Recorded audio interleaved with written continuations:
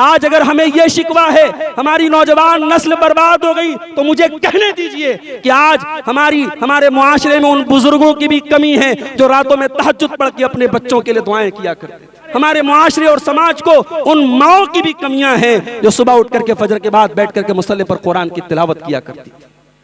तरबियत बहुत बड़ी जिम्मेदारी है मेरे भाई। आपका बच्चा हलाल और हराम के मुतालिक कितना फिक्रमंद है।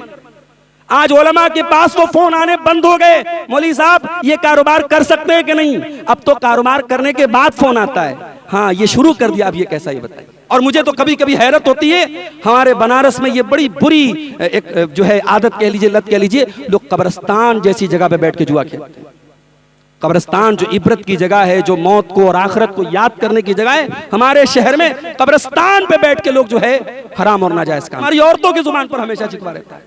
जाओ बताओ अपने घर की औरतों को कि तुम्हारे नबी के अहले बैत ने 2-2 महीने तक, अम्मा आयशा फरमाती हैं 2-2 महीने तक हमारे घरों में चूल्हा नहीं जलता था और हम खजूर खा के और पानी पी के गुजारा किया करते थे। सारा पर्दा शादी हॉल में सारे पर्दे का जर्दा बन जाता है। हमने बड़े बड़े तहज्जुद गुजारों को, बड़े बड़े अल्लाह वालों को जिनके चेहरों पर माशाअल्लाह शरई दाढ़ी है, हमने उनके घरों में देखा शादी के मौके पर पर्दे की कोई रूह रियायत नहीं है। साहब शादी का मौका है, आज कोई पर्दा नहीं होगा। हमारे यहाँ जानते हो पर्दा कब होता है? जब किसी के शौहर का इंतकाल होता है, औरत इद्दत में। नहमदुहु व नस्तईनुहु व नस्तगफिरुहु व नऊज़ु बिल्लाहि मिन शुरूरि अनफुसिना व मिन सय्यिआति अअमालिना मन यहदिहिल्लाहु फला मुदिल्ल लहु व मन युद्लिल फला हादिय लहु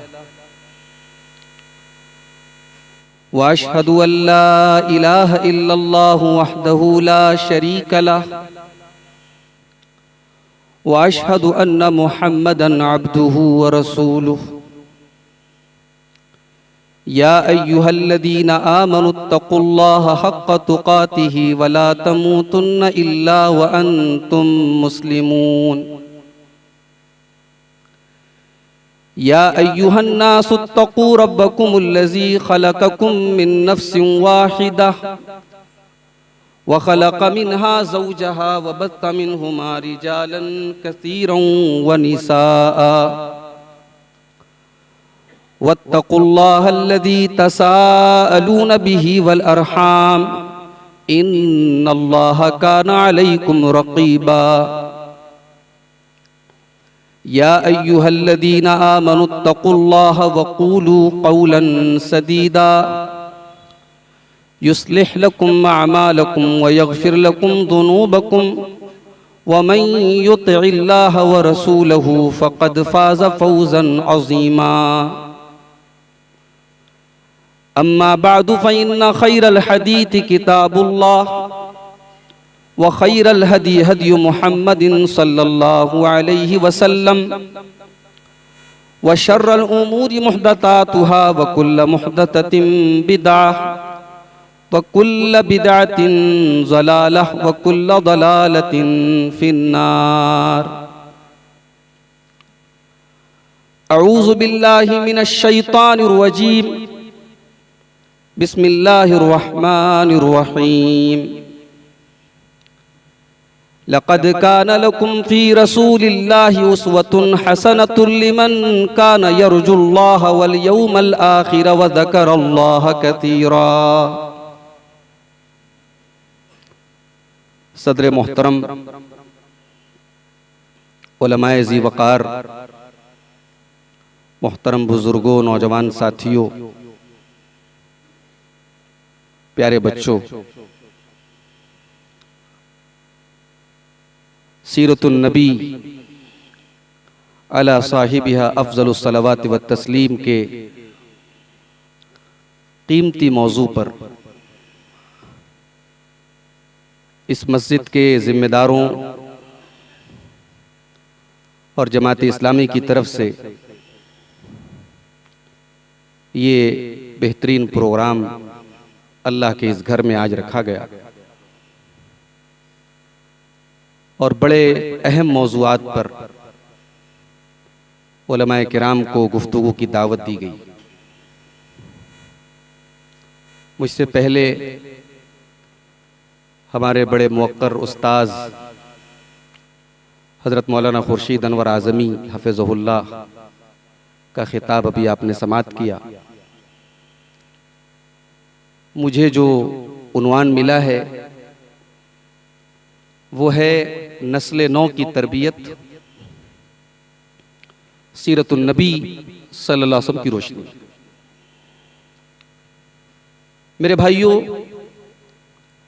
सीरतुन नबी का मौजू इतना हसीन मौजू है, ये ऐसा हसीन गुलदस्ता है जिसका हर फूल चुनने के काबिल है। सीरतुन नबी वो नुस्खे कीमिया है जिसमें आज उम्मत के तमाम मसाइल का हल मौजूद है। सीरतुन नबी वो नुक्ते इत्तिहाद है जिस पर आज मुसलमानों के तमाम मसालिक और तमाम मकातिब फिक्र को मुत्तहिद किया जा सकता है। दुनिया के अंदर बहुत सारी शख्सियात आई, उनकी जिंदगियों को कलमबंद भी किया गया, उनकी हयात पर किताबें लिखी गई, मगर सारी कायनात में अगर कोई सीरत ऐसी है जो सीरत कामिल है, जिस जिंदगी का हर पहलू लायक इत्तिबा है, तो वो हस्ती सिर्फ एक है और वो जनाब मोहम्मदुर रसूलुल्लाह सल्लल्लाहु अलैहि वसल्लम की। अल्लाह ताला ने अलल इतलाक, अल्लाह ताला ने अपने नबी की जिंदगी की के किसी खास पहलू को खास नहीं किया कि इसको नमूना बना। मिसाल के तौर पर अल्लाह ने यह नहीं कहा कि नमाज को नमूना बना, अल्लाह ने यह नहीं कहा कि नबी की इबादत तुम्हारे लिए नमूना है, अल्लाह ने यह भी नहीं कहा कि नबी की अखलाक तुम्हारे लिए नमूना है, अल्लाह ने यह भी नहीं फरमाया कि रसूल के मुआमलात तुम्हारे लिए नमूना है।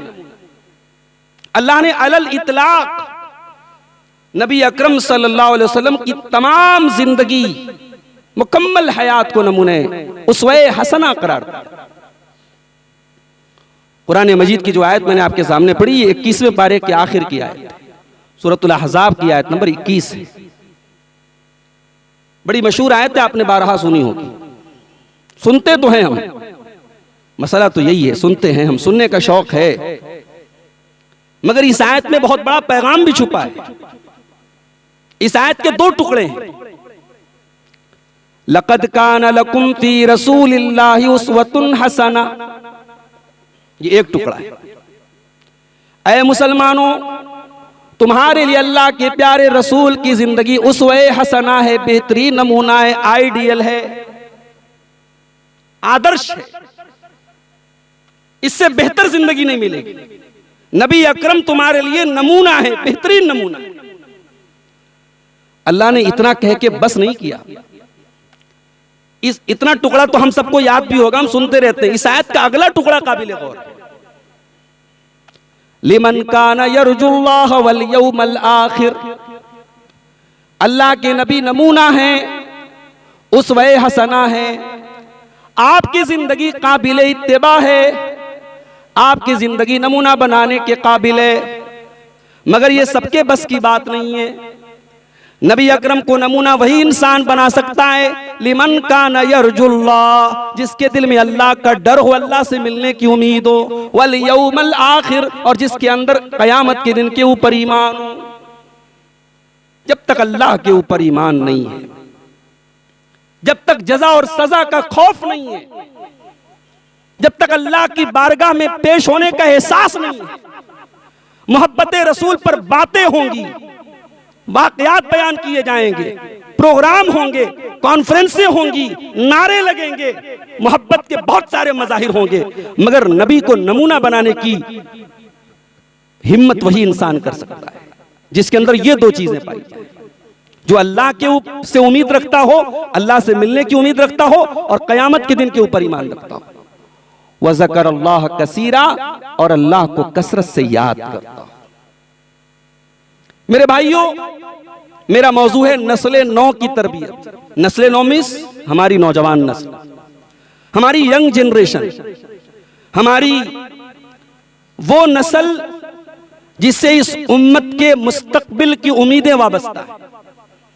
हम जानते हैं दुनिया की हर कौम का जो कैपिटल होते हैं, जो सरमाया होते हैं, उस कौम के नौजवान होते हैं। उम्मत मुस्लिमा आज बहुत सारे चैलेंजेस से दो चार हैं, बहुत सारे मसाइल से शिकार है, बहुत सारे प्रॉब्लम से जूझ रही है। ये उम्मत जब उम्मीद की नजरों से अपनी नौजवान नस्ल की तरफ देखती है तो बहुत अफसोस के साथ इसे अपनी नजरों को वापस घुमाना पड़ जाता है। आज हमारी नस्ल नौ, हमारी नौजवान नस्ल कहां है, उसकी तरजीहात क्या है, उसकी पसंद क्या है, उसकी जिंदगी का मेयार क्या है? क्या उसने वाकई अपने नबी को नमूना बनाया है? नहीं बनाया है। अगर बनाया होता तो हमारा यह हाल ना होता मेरे भाई। अखलाकी एतबार से, मामलात के एतबार से, इबादत के एतबार से, अकीदे के एतबार से, हर एतबार से आज उम्मत की नौजवान नस्ल की हालत अफसोसनाक है मेरे भाई। प्यारे नबी की जिंदगी में हम देखते हैं नौजवानों से आपको बड़ा गहरा ताल्लुक था। प्यारे नबी सल्लल्लाहु अलैहि वसल्लम के ऊपर ईमान लाने वाले अक्सर लोग नौजवान थे। आपके सहाबे किराम में सफ़े अव्वल के जो लोग थे वो नौजवान थे। हजरते अली मुर्तजा नौजवान थे, हजरते ज़ैद इब्न हारिसा नौजवान थे, हजरते बिलाल इब्न रोबा नौजवान थे, हजरते उसामा बिन ज़ैद नौजवान थे, हजरते खालिद बिन वलीद नौजवान थे। जंगे बद्र में अबू जहल को धूल चटाने वाले दो कम उम्र लड़के थे। नबी अकरम सल्लल्लाहु अलैहि वसल्लम ने इस्लाम के जिस दरख्त को आपके और आपके सहाबा ने अपने खूने जिगर से सींचा है, इस दरख्त की जड़ों में अपने खूने जिगर का पानी पिलाने वाले अक्सर नौजवान। नबी अकरम के आसपास नजर आने वाली एक टीम है जो उसमें आपको अक्सरियत नौजवानों की मिलेगी मेरे भाई। नौजवानों से अल्लाह के नबी को बड़ा गहरा ताल्लुक था। नौजवानों के जज्बात, नौजवानों के इमोशंस, उनकी जरूरतों को आप महसूस करते थे। ऐसा नहीं है कि आप अगर नौजवानों से कहते थे तो नमाज पढ़ो तो सिर्फ नमाज पर फोकस करते थे।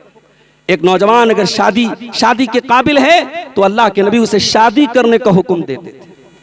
आपने नौजवानों को पैगाम दिया, या माशर शबाबी मन इस्तता मिनकुमुल बात फल्यतज़व्वज फ़इन्नहु अग़ज़्ज़ु लिलबसरि व अहसनु लिलफ़र्ज।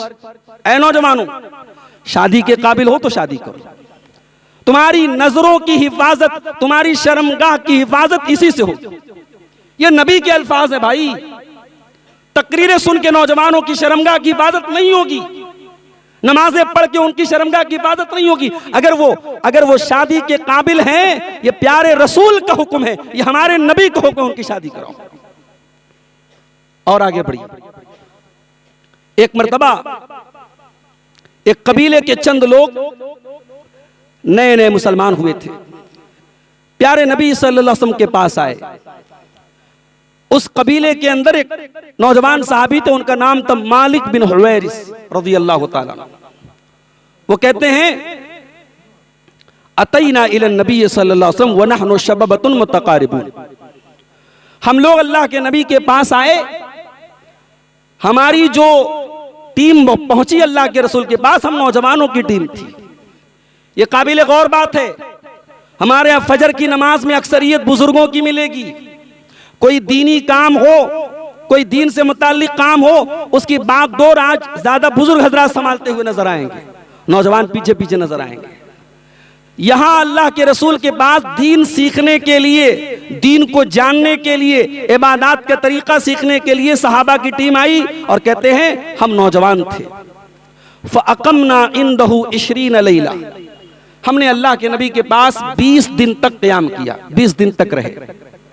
अब जाहिर है वो जमाना आज के जमाने की तरह नहीं था। अब 20 दिन अपनी फैमिली से दूर हैं। अब जाहिर है बच्चों की याद आ रही है, उसमें कुछ शादीशुदा भी रहेंगे, उनको बीवी की याद आ रही है, अहलो अयाल की याद आ रही है।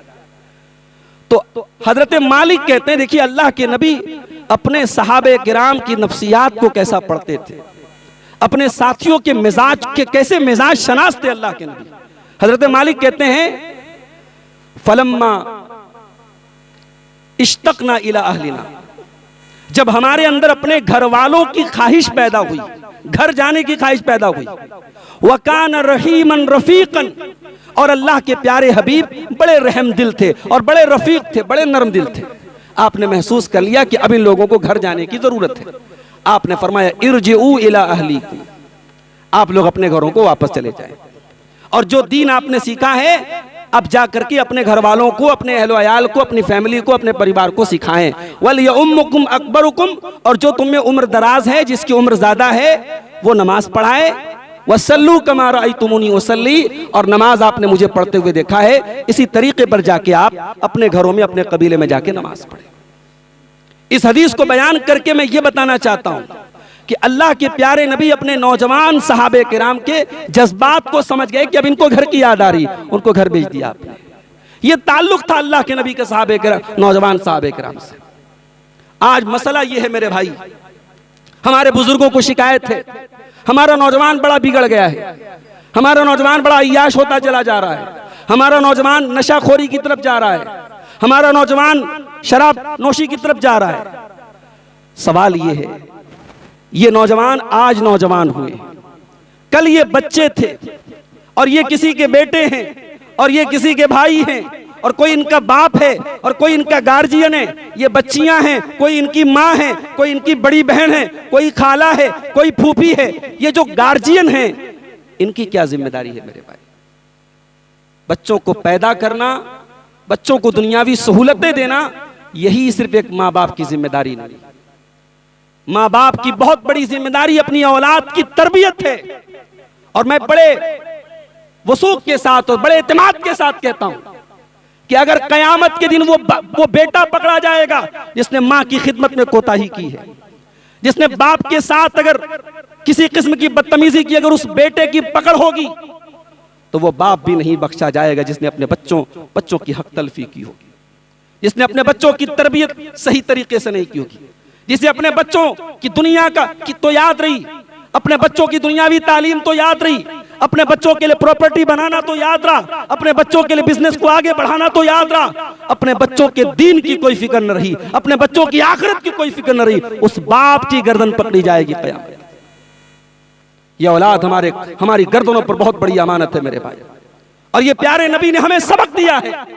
जब अल्लाह ताला ने कुरान करीम की आयत नाजिल की, वांज़िर अशीरतकल अक़रबीन, ऐ मेरे हबीब आप अपने करीबी रिश्तेदारों को डराइए, तो प्यारे नबी सल्लल्लाहु अलैहि वसल्लम ने अपने तमाम खानदान और कबीले के लोगों को इकट्ठा किया और सबको नाम ले लेकर कहा, ऐ बनी फला, ऐ बनी फला, ऐ बनी फला, अनक़िज़ू अनफ़ुसकुम मिनन नार, अपने आप को जहन्नम की आग से बचा लो। उसी मौके पर आपने अपनी फूफी सफिया का नाम लिया, या सफिय्यत बिन्त अब्दुल मुत्तलिब, ऐ अब्दुल मुत्तलिब की बेटी सफिया, अनक़िज़ी नफ़्सकी मिनन नार, अपने आप को जहन्नम से बचाने का इंतजाम कर ले। या फातिमा बिन्त मोहम्मद, ऐ मेरी लख्ते जिगर फातिमा, अनक़िज़ी नफ़्सकी मिनन नार, अपने आप को जहन्नम से बचाने का इंतजाम कर ले।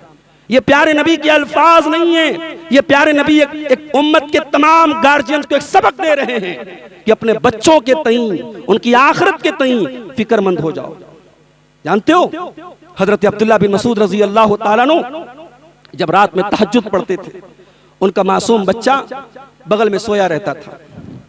तो जब वो तहज्जुद पढ़ रहे थे एक दिन, तो तहज्जुद पढ़ते पढ़ते उन्होंने कुरान का 15वां पारा पढ़ा, सूरह कहफ की आयतें पढ़ रहे थे।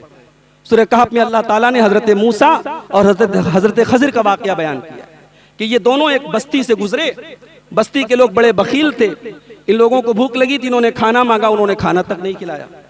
तो वहां एक दीवार थोड़ी टेढ़ी थी, गिरने वाली थी। हजरत खज़िर खड़े हुए और उन्होंने दीवार को ठीक कर दिया। मूसा अलैहिस्सलाम बड़े जलाली पैगंबर थे, बड़े गुस्से में उन्होंने कहा कि ये काम करने की जरूरत नहीं थी, आपको बड़े बखील लोग थे, इन्होंने हमारे साथ बड़ी बदतमीजी की थी, आपने दीवार ठीक की थी तो कोई उजरत ले लेते, कुछ पैसे ले लेते। तो हजरत खज़िर ने उस वाक़े की हिकमत बयान करते हुए क्या फरमाया था, अल्लाह ताला ने बयान किया कुरान के 16वें पारे में, व अम्मल जिदारु फकान लिगुलामैनि यतीमैनि फिल मदीना व कान तहतहु कंजुल लहुमा व कान अबूहुमा सालिहा। कहा कि वो दीवार दो यतीम बच्चों के मकान की दीवार थी। उन बच्चों का बाप एक नेक इंसान था। बाप ने मरने के पहले बच्चों के लिए उस मकान की दीवार में खजाना छुपाया था। दीवार गिर जाती, खजाना निकल आता, गांव वाले लूट लेते, उन बच्चों का हक मारा जाता। बाप नेक था, नेक बाप की औलाद के माल की हिफाजत करने के लिए अल्लाह ने पैगंबर को मुकर्रर कर दिया कि जाओ उस दीवार को गिरने मत। इस आयत की तफसीर में अल्लामा इब्न कसीर लिखते हैं, हुफिज़ा बिसलाहि अबीहिमा। देखो उन दोनों बच्चों के माल की हिफाजत क्यों हुई? उनके बाप की नेकी की वजह से। आज लोग अपने बच्चों के फ्यूचर के लिए क्या क्या करते हैं? LIC की पॉलिसीज लेते हैं, प्रॉपर्टीज खरीदते हैं, बैंक बैलेंस इकट्ठा करते हैं, अच्छा कारोबार बढ़ाते। क्यों? हमारे परिवार को हमारे बाद दिक्कत ना आए, हमारी औलाद को हमारे बाद परेशानी ना आए। कुरान करीम की यह आयत पैगाम दे रही है, औलाद का फ्यूचर अगर एश्योर्ड करना चाहते हो, औलाद का भविष्य अगर सुनिश्चित करना चाहते हो, औलाद का मुस्तकबिल अगर बेहतर बनाना चाहते हो, अपने आप को नेक बनाओ, सालेह बनाओ, अपने आप को दीनदार बनाओ। तुम्हारी दीनदारी, तुम्हारा तकवा, तुम्हारी सालिहियत तुम्हारे बच्चों के काम। हजरत अब्दुल्ला बिन मसूद कहते हैं, तहज्जुद पढ़ रहे हैं और कुरान की इसी आयत को पढ़ते हुए रोने लगते हैं और अपने सलाम फेरने के बाद अपने बच्चे की तरफ देख के कहते हैं, मिन अजलिका या बुनैया, ऐ मेरे बच्चे, तेरी वजह से, तेरे लिए तेरा बाप रातों में तहज्जुद पढ़ रहा है। मेरे भाइयों, वो बाप आज अगर हमें यह शिकवा है हमारी नौजवान नस्ल बर्बाद हो गई, तो मुझे कहने दीजिए कि आज हमारे मुआशरे में उन बुजुर्गों की भी कमी है जो रातों में तहज्जुद पढ़ के अपने बच्चों के लिए दुआएं किया करते थे। आज हमारे मुआशरे और समाज को उन माओं की भी कमियां हैं जो सुबह उठ करके फजर के बाद बैठ करके मुसल्ले पर कुरान की तिलावत किया करती थी। तरबियत बहुत बड़ी जिम्मेदारी है मेरे भाई, और नबी अकरम ने हमें यह सबक दिया है कि तरबियत कहां से शुरू होती है। प्यारे नबी खाना खा रहे हैं, एक बच्चा आपके साथ बैठा है। बच्चे का नाम क्या है? उमर बिन सलमा। ये हजरत उम्मे सलमा का बेटा है, अल्लाह के प्यारे नबी का रबीब है। अल्लाह के प्यारे नबी ने इसको पाला हुआ है। यह बच्चा खाना खा रहा है। बच्चा बाएं हाथ से खाना खाने लगता है। अल्लाह के प्यारे नबी फरमाते, कुल बियमीनिक वसम्मिल्लाह, ऐ बच्चे बिस्मिल्लाह पढ़ के खाना खाओ, दाहिने हाथ से खाना खाओ। अल्लाह के प्यारे नबी ने वकुल मिम्मा यलीक, और अपने सामने से खाना खाओ, पूरी प्लेट में हाथ मत घुमाओ।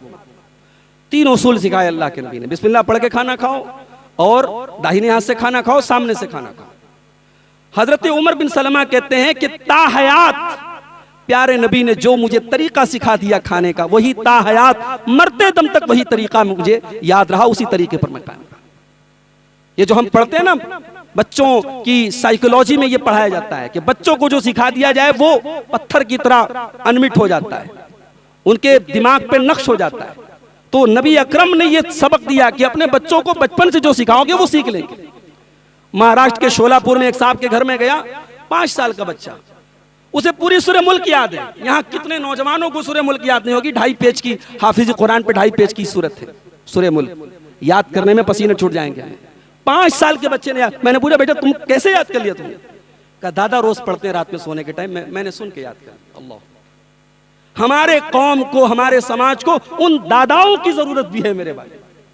अगर इस नौजवान नस्ल की सही तरबियत करना है, हमें उन दादाओं की भी जरूरत है जिनकी दीन की नॉलेज इतनी अच्छी हो और रात में सोने लगे तो अपने पोतों को अल्लाह के नबी के वाकयात, सहाबे किराम के वाकयात, अंबिया किराम के वाकयात सुनाएं। आज हमारी कौम को उन बुजुर्गों की भी जरूरत है। तरबियत बहुत बड़ी जिम्मेदारी है मेरे भाई। आज हम इस जिम्मेदारी को भूले बैठे हैं। हमारा बच्चा स्कूल में पढ़ रहा है, इंग्लिश मीडियम स्कूल में। हम बड़े मुतमईन है कि साहब शहर के सबसे महंगे स्कूल में हमने अपने बच्चे का एडमिशन कराया है। हमारी बच्चियां आज कॉन्वेंट में पढ़ रही, हम बड़े मुतमईन हैं कि हमारी बेटी जब कल बड़ी होगी हम फख्र से कह सकेंगे हमारी बेटी ने हायर एजुकेशन हासिल की। हायर एजुकेशन तो दिया आपने अपनी बच्चियों को, दीन कितना सिखाया आपने अपनी बेटियों को, आपकी औलाद ने दीन कितना सीखा। हमारे यहाँ माशाअल्लाह साड़ी का कारोबार है। अल्लाह बड़ी मुश्किलात और परेशानियों का भी दौर चल रहा है, अल्लाह आसानी फरमाए, बरकतें दे हमारे कारोबार में। लेकिन मेरे भाई, बच्चा आपका बड़ा हुआ, आपका कारोबार बच्चे ने संभाला, कारोबार में नए नए तरीके आपके बच्चे ने आजमाए, आपके बच्चे के पास दीन की क्या जानकारी है, दीन की क्या नॉलेज है? आपका बच्चा हलाल और हराम के मुतालिक कितना फिक्रमंद है? आज उलमा के पास तो फोन आने बंद हो गए, मौलवी साहब ये कारोबार कर सकते हैं कि नहीं? अब तो कारोबार करने के बाद फोन आता है, हाँ ये शुरू कर दिया, अब ये कैसा, ये बताइए। वो जमाना था लोग उलमा के पास फोन करते थे, कोई नया काम करना है सोचते थे। हजरत उमर फारूक कहा करते थे, बाजार मदीना के बाजार में जाते थे, कहा करते थे ला यबे फी हाज़ा सूक़ इल्ला मन फ़क़ह फ़िद्दीन, कि इस मार्केट में वही बिजनेस करे जो दीन का जानकार। भाई आप हदीस की किताबों में जाके देखें, किताबुल बुयू के नाम से एक अलग से पूरा चैप्टर, तिजारत कैसे की जाए, बिजनेस कैसे की जाए। शरीयत ने हमें कारोबार के मामले में, बिजनेस के मामले में आजाद नहीं छोड़ा, वहां भी उसूल बताए हैं, वहां भी कवानीन बताए हैं, वहां भी जायज नाजायज बताए।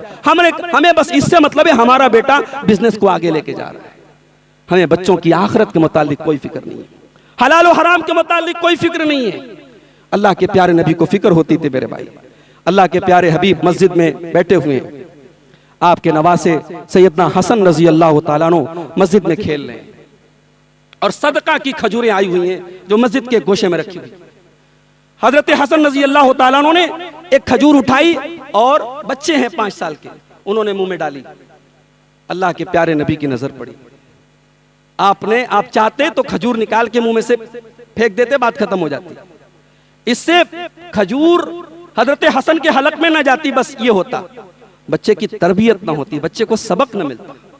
अल्लाह के प्यारे हबीब सल्लल्लाहु अलैहि वसल्लम ने अपने नवासे से उस 5 साल के बच्चे से कहा, कख कख बेटा इसको थूक दे, निकाल दे।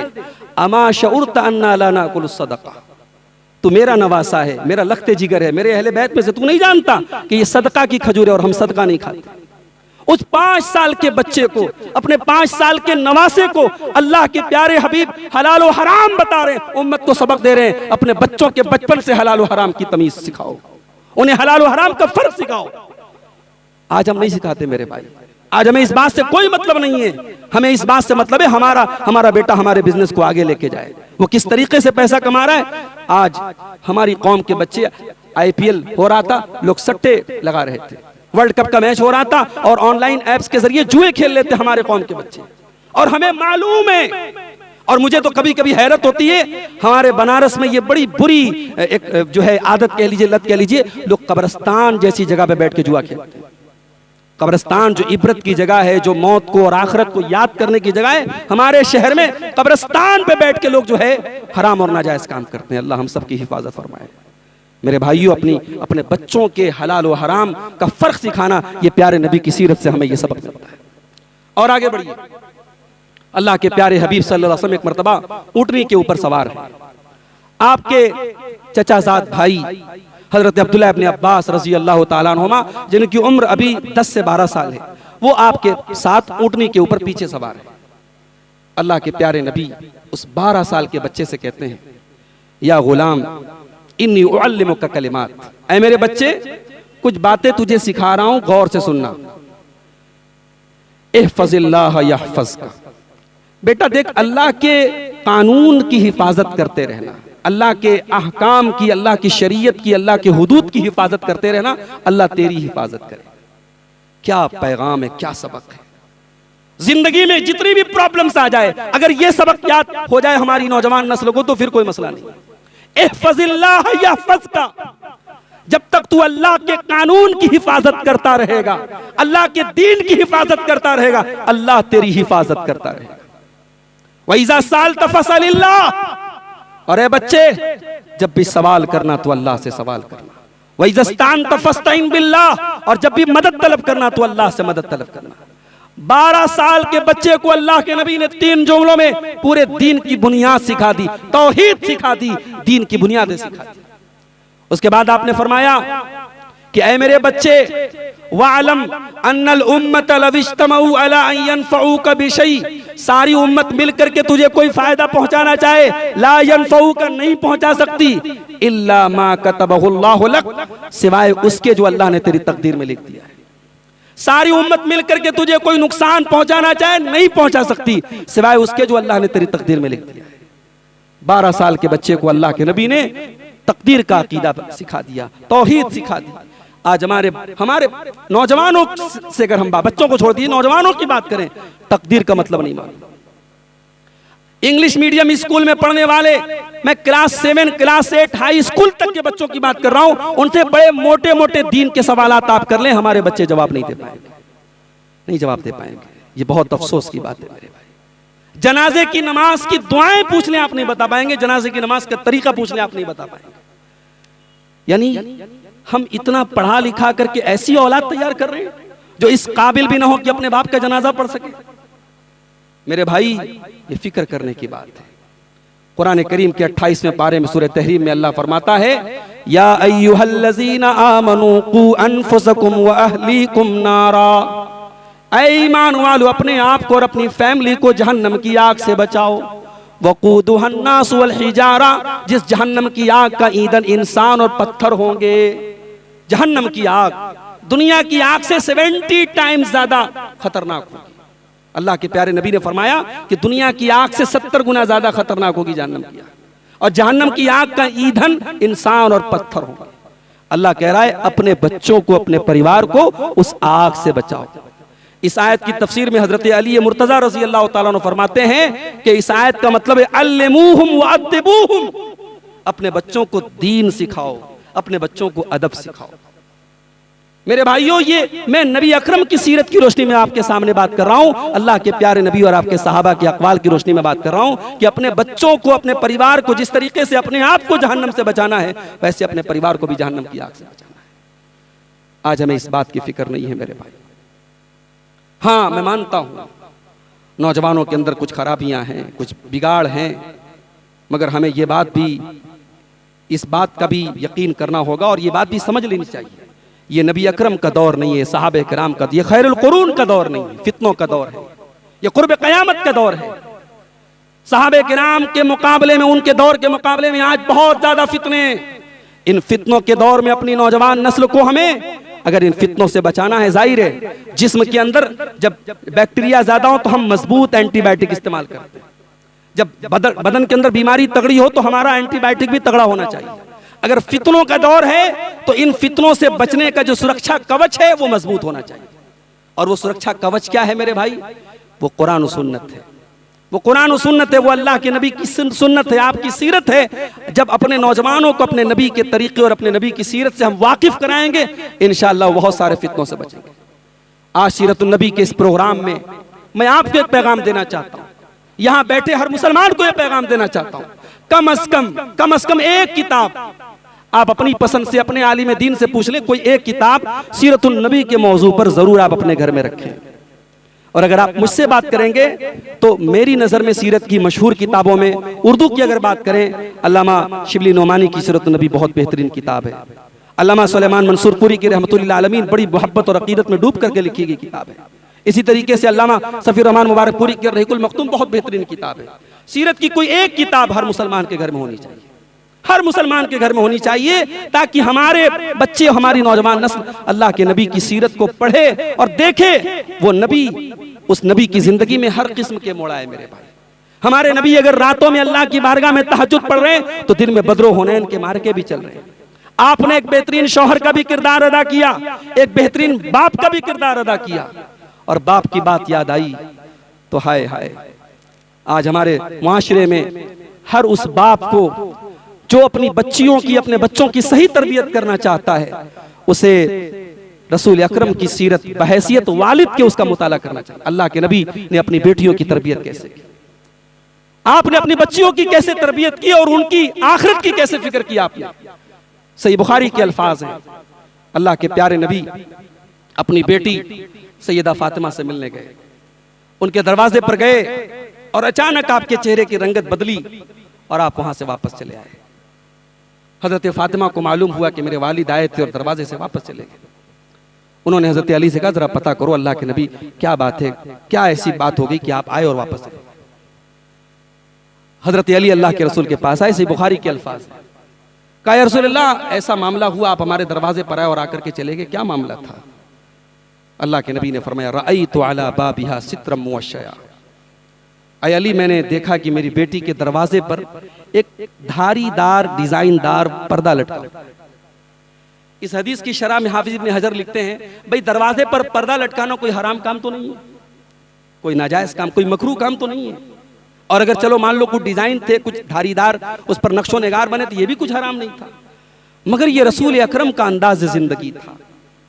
आपने अपने आप को दुनिया की सबसे कम जरूरियात जिससे पूरी हो जाए वो लाइफ स्टाइल आपने खुद और आपके अहले बैत ने इख्तियार किया। आज हमारे घरों में जो बेबरकती है मेरे भाइयों, मुझे कहने दीजिए, आज हमारे घरों से कनात उड़ गई। अल्लाह की कितनी नेमतें हमको मयसर है जो आज करोड़ों लोगों को हासिल नहीं है, फिर भी हमारे जबान पर हमेशा शिकवा रहता है, हमारी औरतों की जुबान पर हमेशा शिकवा रहता है। जाओ बताओ अपने घर की औरतों को कि तुम्हारे नबी के अहले बैत ने 2-2 महीने तक, अम्मा आयशा फरमाती हैं 2-2 महीने तक हमारे घरों में चूल्हा नहीं जलता था और हम खजूर खा के और पानी पी के गुजारा किया करते थे। अल्लाह के रसूल की अज़वाज मुत्तहरात, इस उम्मत की सबसे बेहतरीन औरतें, उनके कमरे कोई बिल्डिंग नहीं थी, उनके कमरे कोई संगे मरमर, कोई मार्बल नहीं बिछे थे, छोटे छोटे मिट्टी के कमरे थे। इन कमरों में इस उम्मत की माओं ने जिंदगी गुजारी थी। मेरे भाई, मेरे नबी ने कैसा लाइफ स्टाइल इख्तियार किया था। आपने दुनिया की के नाजो नेमत से और दुनिया की ऐशो इशरत से हमेशा अपने आप को दूर रखा। और माहिरुल कादरी ने बड़ा सच्चा नक्शा खींचा था कि सलाम उस पर जो उम्मत के लिए रातों को रोता था, सलाम उस पर जो फर्शे खाक पर जाड़े में सोता था, सलाम उस पर कि जिसके घर में चांदी थी न सोना था, सलाम उस पर कि टूटा बोरिया जिसका बिछोना था। इसको हम शरीयत की टर्म में ज़ुहद कहते हैं। दुनिया की लज्जतों से, दुनिया की ऐशो इशरत से दुनिया का हक अदा किया जाए, मगर दुनिया में ऐशो इशरत से जिंदगी न गुजारी जाए। वो जिंदगी गुजारी थी अल्लाह के नबी। आपकी नजर में हजरत फातिमा के दरवाजे पर वो डिजाइनदार पर्दे का लटकना भी उस तरबियत के लिए मुनासिब नहीं था जो तरबियत आपने अपनी बेटी की थी। आपने कहा अली माँ अली वली दुनिया, जब मेरा दुनिया से कोई लेना देना नहीं, मेरी बेटी के दरवाजे पर ये पर्दा कहां से आया? कहा या रसूलल्लाह फिर क्या करूं मैं उस पर्दे का? कहा ले जाओ उसे मदीना के किसी गरीब परिवार को दे दो, किसी गरीब घर को दे दो, उसकी कीमत से वो फायदा उठा लें, उनको दे दो, मेरी बेटी के दरवाजे पर वो पर्दा नहीं हो। ये तरबियत की थी अल्लाह के प्यारे नबी ने अपनी बेटी की। एक मर्तबा हजरत फातिमा आपके पास आई और घर में वो अपने हाथों से चक्की चलाती थी, उनके हाथों पे निशानात पड़ गए थे। उनको मालूम हुआ कि मेरे अब्बू के पास कुछ गुलाम आए हैं, कुछ लौंडियाँ आई हैं। उन्होंने सोचा कोई एक गुलाम मुझे मिल जाए, मेरे घर में भी कुछ काम में मुझे आसानी मिल जाए। आई, अल्लाह के प्यारे हबीब से मुलाकात नहीं हुई। अम्मा आयशा से मुलाकात हुई, उनको पैगाम सुना दिया कि अब्बा से आप मेरे वालिद से ये पैगाम मेरा सुना दिया। मुत्तफ़क़ अलैह रिवायत है सही बुखारी और सही मुस्लिम की। अल्लाह के प्यारे नबी अपनी बेटी के घर पहुंचे। उसी वक्त जिस वक्त आपको मालूम है कि मेरी बेटी आई थी, मुझसे मुलाकात नहीं हुई, आप अपनी बेटी के घर पहुंचे और सैयदना अली फरमाते हैं कि मैं और हजरत फातिमा हम दोनों बिस्तर पे लेटे हुए थे। अल्लाह के प्यारे नबी हमारे बिस्तर पे आए और आने के बाद आपने बड़े दर्द भरे लहजे में कहा कि ऐ मेरी बेटी फातिमा, मेरे वो दीन के तलबा, मेरी मस्जिद में दीन सीखने वाले वो गरीब सहाबा असहाबे सुफ़ा, उनकी जरूरतों के लिए अनाज नहीं है। उन गुलामों को बेचकर तेरा बाप उन दीन के तलबा, उन दीन के स्टूडेंट्स के लिए खाने का इंतजाम करेगा। तेरा बाप तुझे गुलाम और लौंडी फराहम नहीं कर सकता। अल्लाह अकबर। आज लॉकडाउन के बाद कितने मदरसे हैं जो बंद हो गए, ताले लग गए। उन इदारों को चलाने के लिए जो साल में चंदे होते थे, जाहिर जिन घरों से चंदे आते थे, जिन अमीर उमरा के यहाँ से चंदे आते थे, उनके कारोबार भी डामाडोल हो गए, उनके चंदे मिलने बंद हो गए, कितने मदरसे बंद हो गए। ये दीनी इदारे बड़ी आसानी से नहीं चलते हैं मेरे भाइयों। इनके नौजमा और इनके जिम्मेदारों के दिमाग पर बहुत बड़ा एक बोझ होता है। और ये अल्लाह के रसूल सल्लल्लाहु अलैहि वसल्लम के जमाने से चला आ रहा है, दीन के इदारों को चलाना। अल्लाह के नबी ने अपने उन दीन के तलबा की कितनी कद्र की। आपने कहा कि है मेरी बेटी, उनका जब तक हक पूरा नहीं हो जाता मैं तुझे गुलाम और लौंडी नहीं दे सकता। लेकिन हाँ ऐ मेरी बेटी, मैं तुझे एक तस्बीह सिखाता हूँ। जब तू रात में बिस्तर पे सोने जाया कर तो 33 मरतबा सुभान अल्लाह, 33 मरतबा अल्हम्दुलिल्लाह और 34 मरतबा अल्लाहु अकबर पढ़ दिया कर। आपने अपनी बेटी को भी सिखाया, अपने दामाद को भी सिखाया। सैयदना अली कहते हैं कि जिस दिन नबी अकरम ने मुझे ये तस्बीह सिखाई, ये भी काबिल गौर बात है। हमारे यहाँ तकरीरें सुनने का एक मिजाज है, अल्लाह ये भी बहुत अच्छी चीज़ है। अगर सुन भी रहे इस मादियत के दौर में बहुत अच्छी बात है, मगर सुन करके अमल करने का जो मिजाज सहाबा के अंदर था, वो मिजाज हमारे अंदर पैदा होना चाहिए। हजरत अली कहते जब से मैंने ये तस्बीह अपने प्यारे नबी की जुबान से सुनी, मैंने कभी ये तस्बीह नहीं छोड़िए। रावी ने कहा कि ऐ अली मुर्तजा, आपकी जिंदगी में एक बड़ी मुश्किल तरीन रात आई थी, जंगे सिफ़ीन वाली रात। जिस रात जंगे सिफ़ीन हुई थी, अगली सुबह जंगे सिफ़ीन हुई थी, क्या उस रात भी आपने ये तस्बीह पढ़ी थी? आपने फरमाया वला लैलत सिफ़ीन, मैंने सिफ़ीन की रात भी ये तस्बीह पढ़ी थी। मेरे भाइयों, ये अल्लाह के रसूल की तरबियत का अंदाज था। आज हमें अपने बच्चों और बच्चियों की तरबियत अल्लाह के रसूल की उसी सीरत की रोशनी में करने की जरूरत है। मैं ये नहीं कहता आप डंडा लेके खड़े हो जाएं। इस नौजवान नस्ल को जहां प्यार की जरूरत है, प्यार बरसाएं। आज हम शिकायत करते हैं हमारी बच्चियां गैरों के साथ भाग रही हैं, अखबारों में खबरें आती हैं मुसलमान लड़कियां गैरों के साथ भाग रही हैं। जब आप इसके असबाब का जायजा लेंगे, एक बहुत बड़ी वजह यह है कि आज हमारे घरों में बच्चियों को वो तवज्जो और प्यार नहीं दिया जाता जो देना चाहिए। आज क्या वजह है? मुसलमान लड़कियां कोचिंग करने गैर मुस्लिमों के इलाके में जाती हैं। ये हमारी कौम के लिए ताजियाना नहीं है। यानी हमारी कौम इस काबिल नहीं है कि अपने बच्चों और बच्चियों के लिए कोचिंग सेंटर कायम कर सके। हमारी जवान बेटियां गैर मुस्लिमों के इलाके में जाके तालीम हासिल कर रही हैं। ये पूरी कौम के लिए ताजियाना है मेरे भाई।